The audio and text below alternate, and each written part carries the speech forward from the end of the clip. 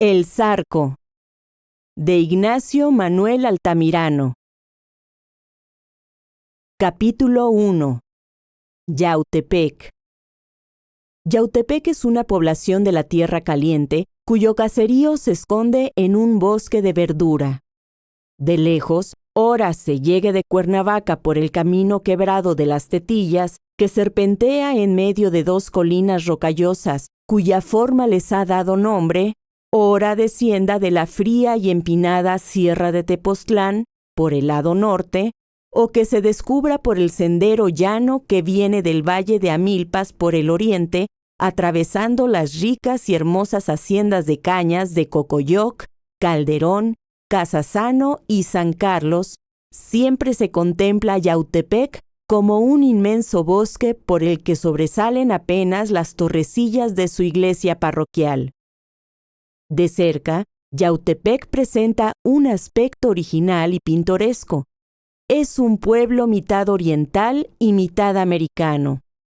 Oriental porque los árboles que forman ese bosque de que hemos hablado son naranjos y limoneros, grandes, frondosos, cargados siempre de frutos y de azares que embalsaman la atmósfera con sus aromas embriagadores.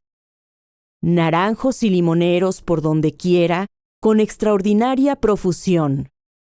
Diríase que allí estos árboles son el producto espontáneo de la tierra. Tal es la exuberancia con que se dan, agrupándose, estorbándose, formando ásperas y sombrías bóvedas en las huertas grandes o pequeñas que cultivan todos los vecinos y rozando con sus ramajes de un verde brillante y oscuro y cargados de pomas de oro los aleros de teja o de bálago de las casas. Miñón no extrañaría su patria en Yautepec, donde los naranjos y limoneros florecen en todas las estaciones.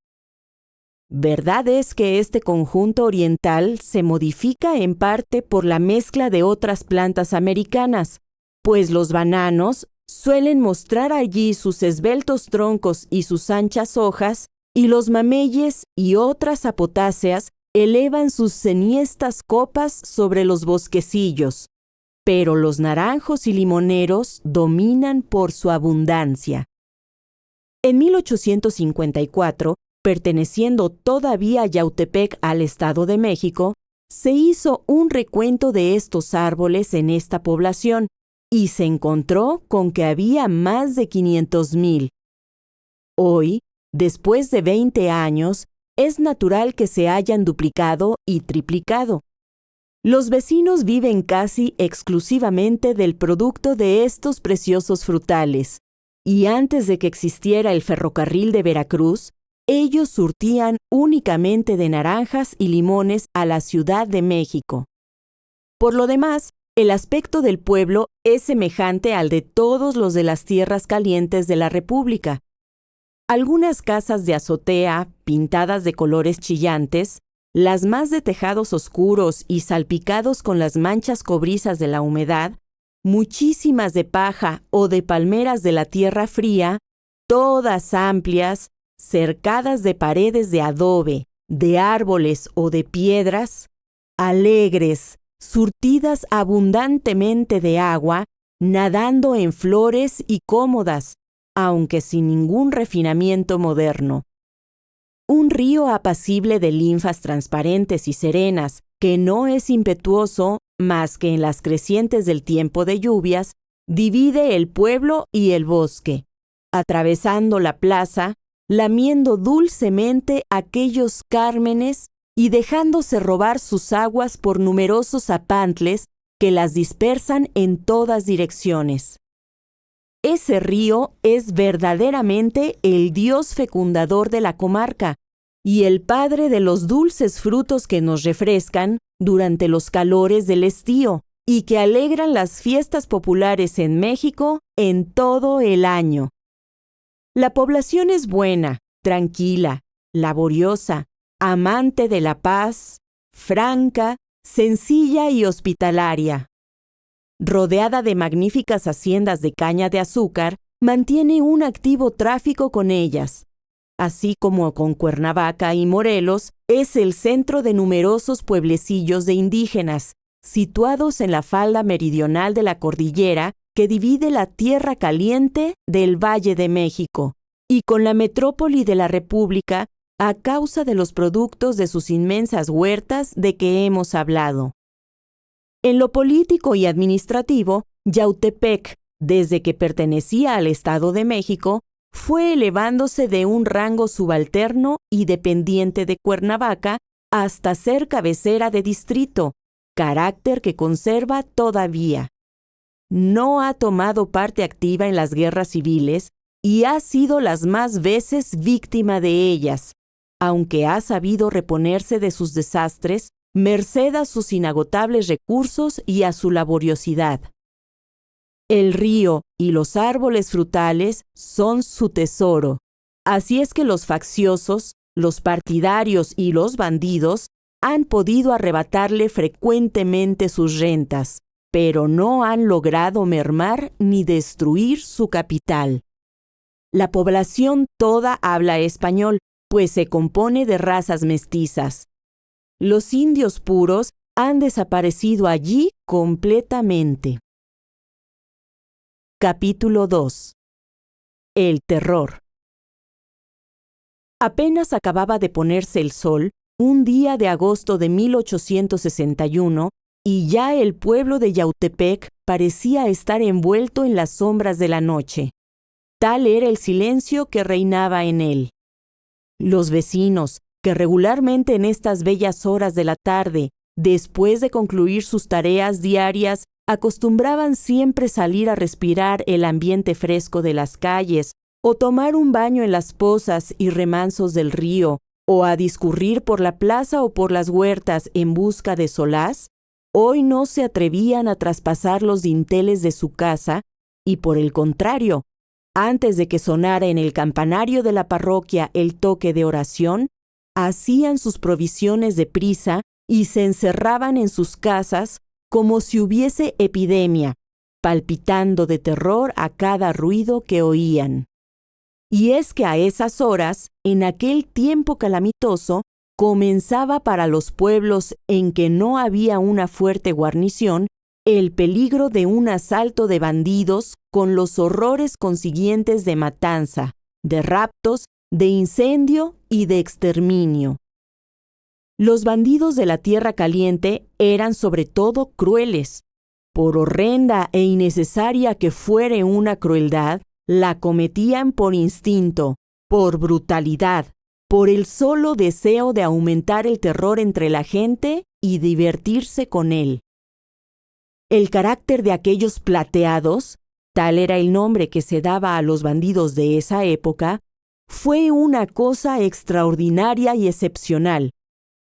Una explosión de vicio, de crueldad y de infamia que no se había visto jamás en México. Así pues, el vecindario de Yautepec, como el de todas las poblaciones de la Tierra Caliente, vivía en esos tiempos siempre medroso, tomando durante el día la precaución de colocar vigías en las torres de sus iglesias para que diesen aviso oportuno de la llegada de alguna partida de bandoleros a fin de defenderse en la plaza, en alguna altura o de parapetarse en sus casas. Pero durante la noche, esa precaución era inútil, como también lo era el apostar escuchas o avanzadas en las afueras de la población, pues se habría necesitado ocupar para ello a numerosos vecinos inermes que, aparte del riesgo que corrían de ser sorprendidos, eran insuficientes para vigilar los muchos caminos y veredas que conducían al poblado y que los bandidos conocían perfectamente. Además, hay que advertir que los plateados contaban siempre con muchos cómplices y emisarios dentro de las poblaciones y de las haciendas, y que las pobres autoridades, acobardadas por falta de elementos de defensa, se veían obligadas, cuando llegaba la ocasión, a entrar en transacciones con ellos, contentándose con ocultarse o con huir para salvar la vida. Los bandidos, envalentonados en esta situación, fiados en la dificultad que tenía el gobierno para perseguirlos, ocupado como estaba en combatir la guerra civil, se habían organizado en grandes partidas de 100, 200 y hasta 500 hombres, y así recorrían impunemente toda la comarca, viviendo sobre el país, imponiendo fuertes contribuciones a las haciendas y a los pueblos, estableciendo por su cuenta peajes en los caminos y poniendo en práctica todos los días el plagio, es decir, el secuestro de personas a quienes no soltaban sino mediante un fuerte rescate. Este crimen, que más de una vez ha sembrado el terror en México, fue introducido en nuestro país por el español Cobos, jefe clerical de espantosa nombradía, y que pagó al fin sus fechorías en el suplicio. A veces, los plateados establecían un centro de operaciones, una especie de cuartel general desde donde uno o varios jefes ordenaban los asaltos y los plagios y dirigían cartas a los hacendados y a los vecinos acomodados pidiendo dinero, cartas que era preciso obsequiar so pena de perder la vida sin remedio. Allí también solían tener los escondites en que encerraban a los plagiados, sometiéndolos a los más crueles tormentos. Por el tiempo de que estamos hablando, ese cuartel general de bandidos se hallaba en Xochimancas, hacienda antigua y arruinada, no lejos de Yautepec, y situada a propósito para evitar una sorpresa. Semejante vecindad hacía que los pueblos y haciendas del distrito de Yautepec se encontrasen por aquella época bajo la presión de un terror constante. De manera que así se explica el silencio lúgubre que reinaba en Yautepec en esa tarde de un día de agosto, y cuando todo incitaba al movimiento y a la sociabilidad, no habiendo llovido, como sucedía con frecuencia en este tiempo de aguas, ni presentado el cielo aspecto alguno amenazador. Al contrario, la atmósfera estaba limpia y serena. Allá en los picos de la sierra de Tepoztlán se agrupaban algunas nubes teñidas todavía con algunos reflejos violáceos. Más allá de los extensos campos de caña que comenzaban a oscurecerse y de las sombrías masas de verdura y de piedra que señalaban las haciendas, sobre las lejanas ondulaciones de las montañas comenzaba a aparecer tenue y vaga la luz de la luna que estaba en su llena. Capítulo 3. Las dos amigas.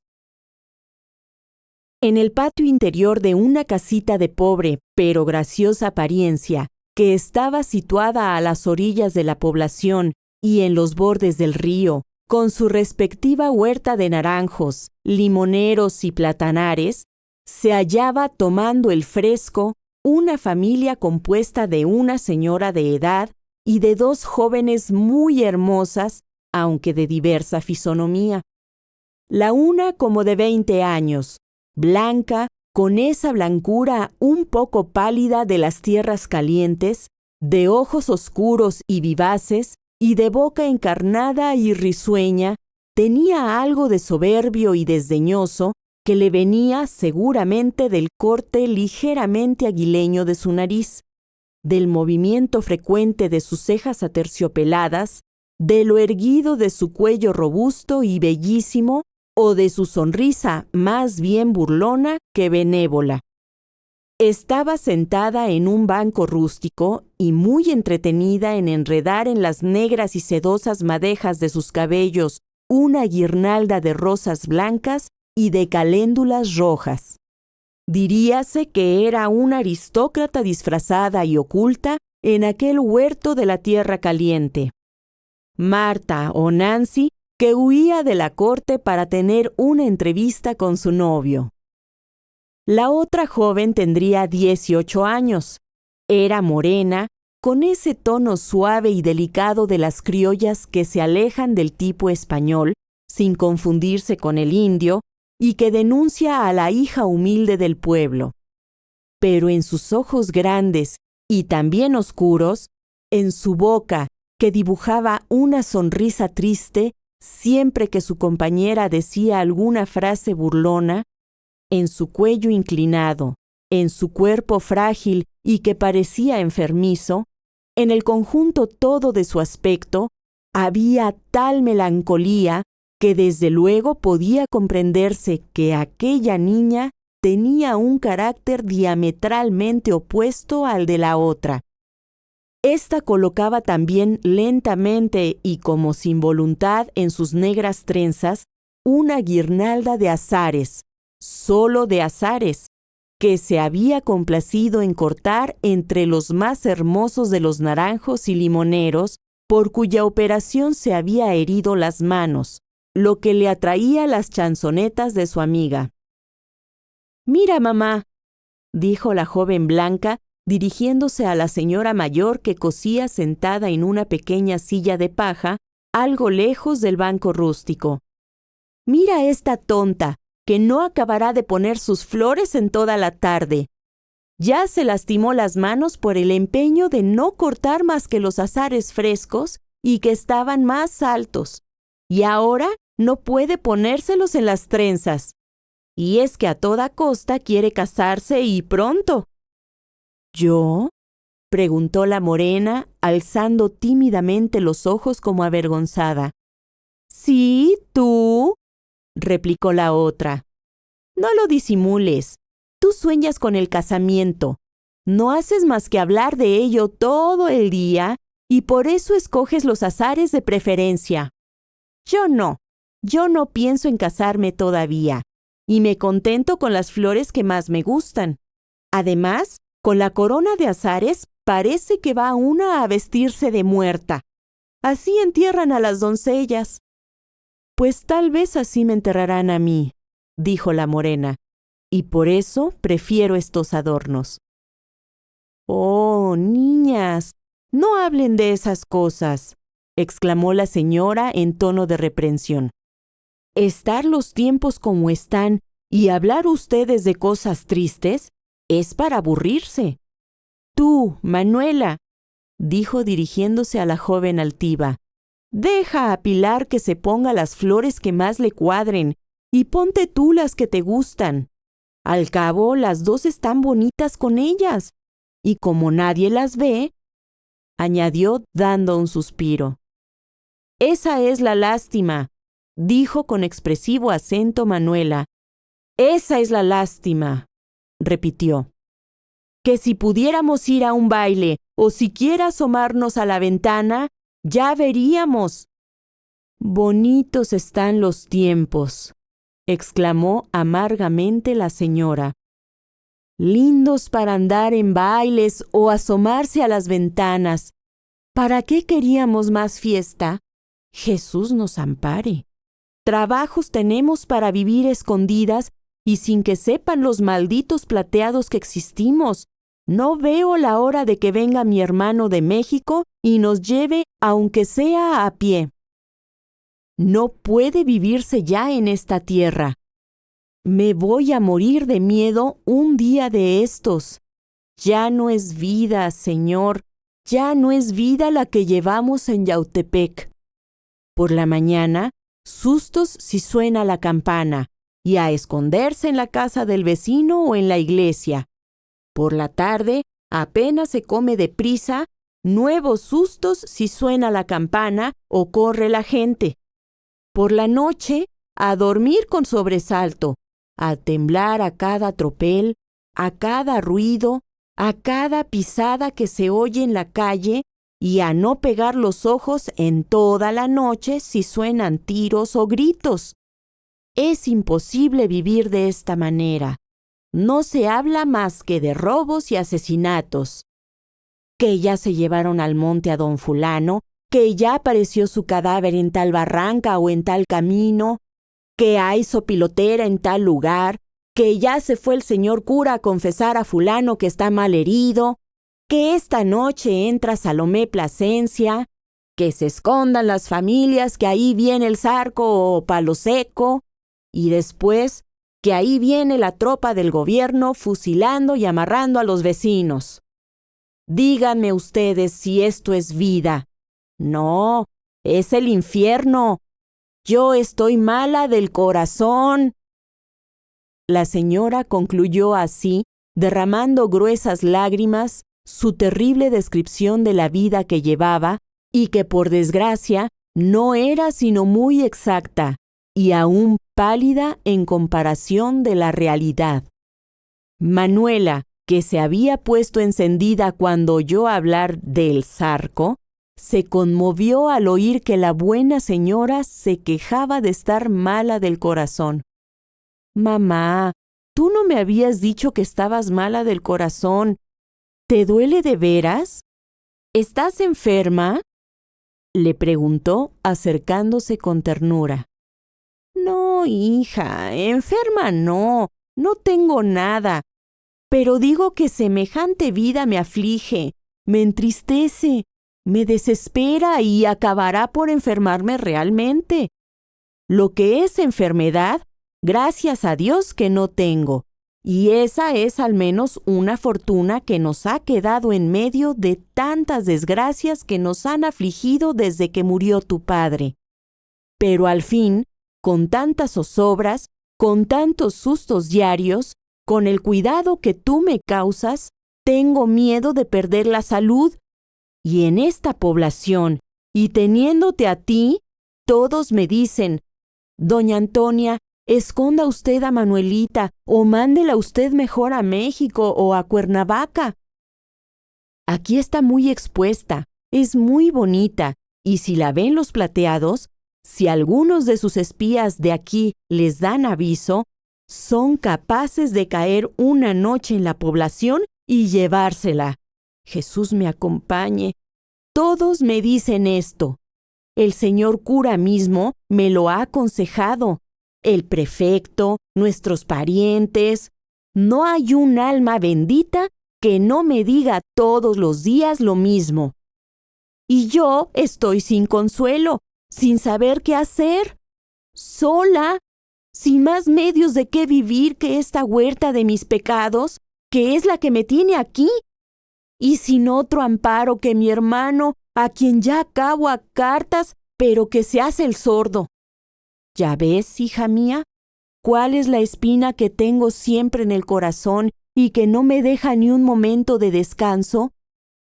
Si mi hermano no viniera, no nos quedaría más que un recurso para liberarnos de la desgracia que nos está amenazando. ¿Cuál es, mamá?, preguntó Manuela sobresaltada.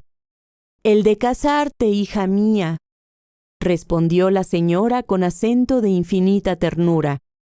¿Casarme? ¿Y con quién?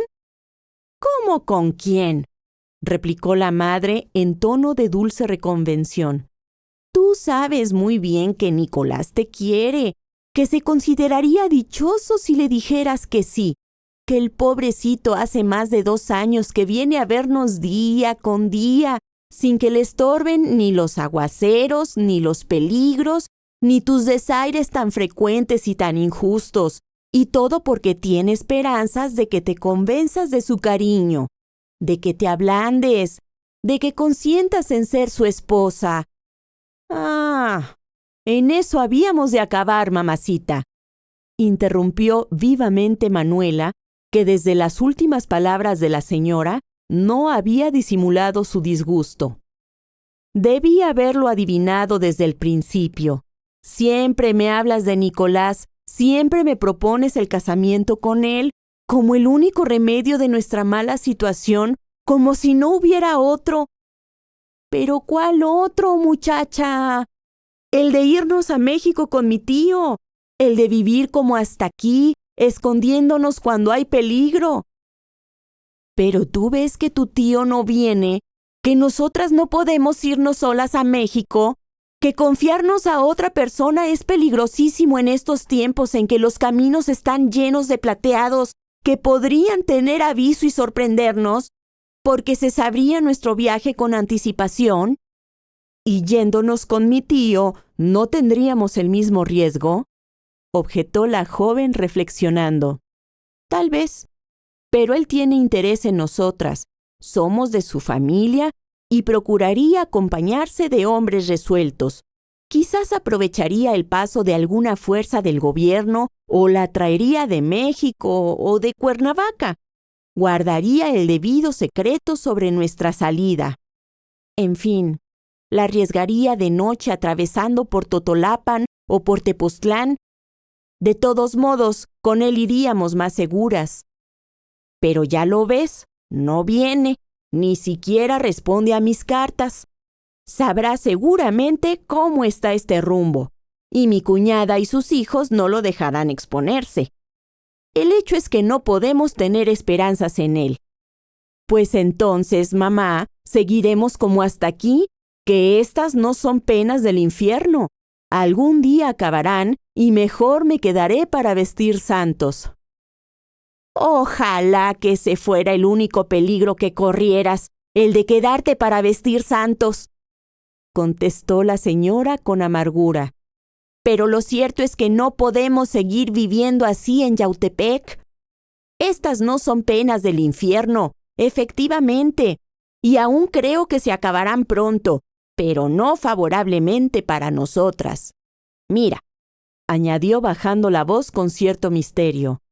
Me han dicho que desde que los plateados han venido a establecerse en Xochimancas y que estamos más inundados que nunca en este rumbo, han visto muchas veces a algunos de ellos, disfrazados, rondar nuestra calle de noche, que ya saben que tú estás aquí, aunque no sales ni a misa, que han oído mentar tu nombre entre ellos, que los que son sus amigos aquí han dicho varias veces, Manuelita ha de parar con los plateados.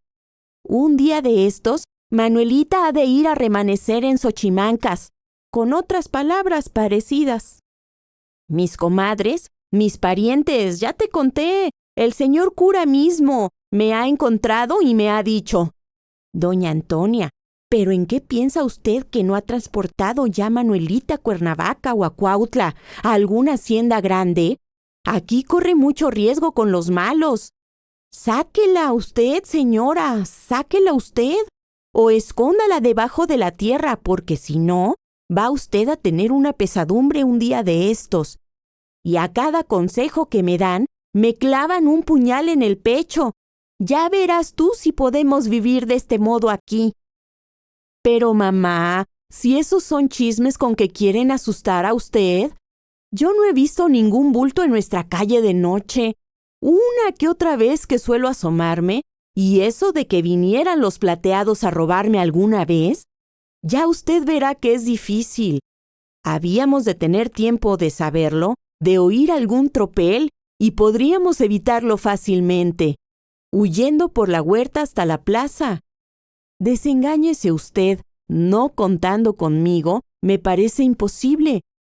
Solo que me sorprendieran en la calle, pero como no salgo, ni siquiera voy a misa, sino que me estoy encerrada a piedra y lodo, ¿dónde me habían de ver? Ay, no, Manuela, tú eres animosa porque eres muchacha y ves las cosas de otro modo, pero yo soy vieja, tengo experiencia, veo lo que está pasando y que no me había visto yo nunca en los años que tengo de edad, y creo que estos hombres son capaces de todo. Si yo supiera que había aquí tropas del gobierno o que el vecindario tuviera armas para defenderse, estaría yo más tranquila. Pero tú bien ves que hasta el prefecto y el alcalde se van al monte cuando aparecen los plateados, que el vecindario no sabe qué hacer, que si hasta ahora no han asaltado la población es porque se les ha mandado el dinero que han pedido, que hasta yo he contribuido con lo que tenía de mis economías a dar esa cantidad, que no tenemos más refugio que la iglesia o la fuga en lo más escondido de las huertas. ¿Qué quieres que hagamos si un día se vienen a vivir aquí esos bandidos como han vivido en Santetelco y como viven hoy en Xochimancas? ¿No ves que hasta los hacendados les mandan dinero para poder trabajar en sus haciendas? ¿No sabes que les pagan el peaje para poder llevar su cargamento a México? ¿No sabes que en las poblaciones grandes como Cuautla y Cuernavaca, solo los vecinos armados son los que se defienden?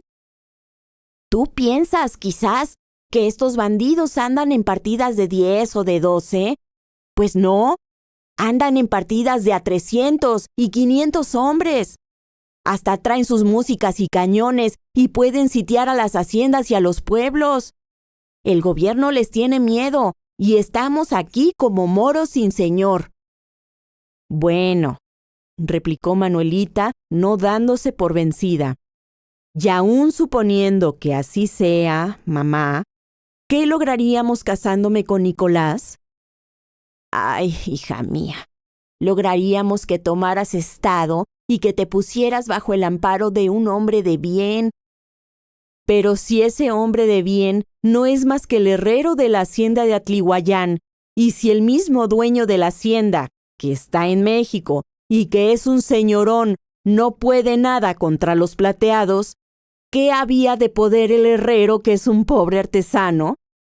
Dijo Manuela, alargando un poco su hermoso labio inferior con un gesto de desdén. Pues aunque es un pobre artesano, ese herrero es todo un hombre. En primer lugar, casándote, ya estarías bajo su potestad. Y no es lo mismo una muchacha que no tiene otro apoyo que una débil vieja como yo, de quien todos pueden burlarse, que una mujer casada que cuenta con un marido, que tiene fuerzas para defenderla, que tiene amigos, muchos amigos armados en la hacienda, que pelearía a su lado hasta perder la vida. Nicolás es valiente, nunca se han atrevido a atacarlo en los caminos. Además, sus oficiales de la herrería y sus amigos del Real lo quieren mucho. En Atlihuayán no se atreverían los plateados a hacerte nada, yo te lo aseguro. Estos ladrones, después de todo, solo acometen a las poblaciones que tienen miedo y a los caminantes desamparados, pero no se arriesgan con los que tienen resolución. En segundo lugar, si tú no querías estar por aquí, Nicolás ha ganado bastante dinero con su trabajo. Tiene sus ahorros. Su maestro, que es un extranjero que lo dejó encargado de la herrería de la hacienda, está en México. Lo quiere mucho y podríamos irnos a vivir allá mientras que pasan estos malos tiempos. No, nunca, mamá, interrumpió bruscamente Manuela. Estoy decidida. No me casaré nunca con ese indio horrible a quien no puedo ver. Me choca de una manera espantosa. No puedo aguantar su presencia.